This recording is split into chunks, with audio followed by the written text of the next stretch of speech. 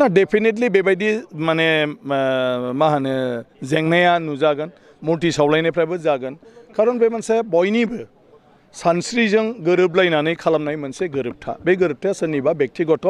नङा दिनै बे गोरोबथानि सायाव साफा सानै सुबुङा जुदि बिनि हेंथायै कर्टआव केस होयो अब्ला बियो जाथि नाङैनो मोनसे माबायाव गोग्लैयो मा होनो बे गोहोम गोग्लैयो बे गोहोमा मोजांनि थाखायबो जानो हागौ गाज्रिनि थाखायबो जानो हागौ बेफोर बाथ्राफोरखौ जोंनि बर'नि गेजेराव सावरायलायनानैनो फोजोबनो हानाय बाथ्रा बेवहायखौ आं सानो बर'नि गेजेराव नांलाय खमलायब्लाबो जों जेखौ माने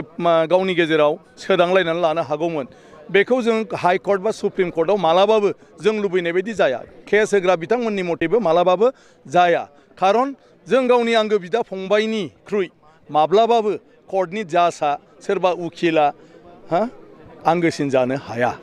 गावानो गतिके बर'नि जेंनाखौ बर'आसो बुजिगौ आरो बर'जों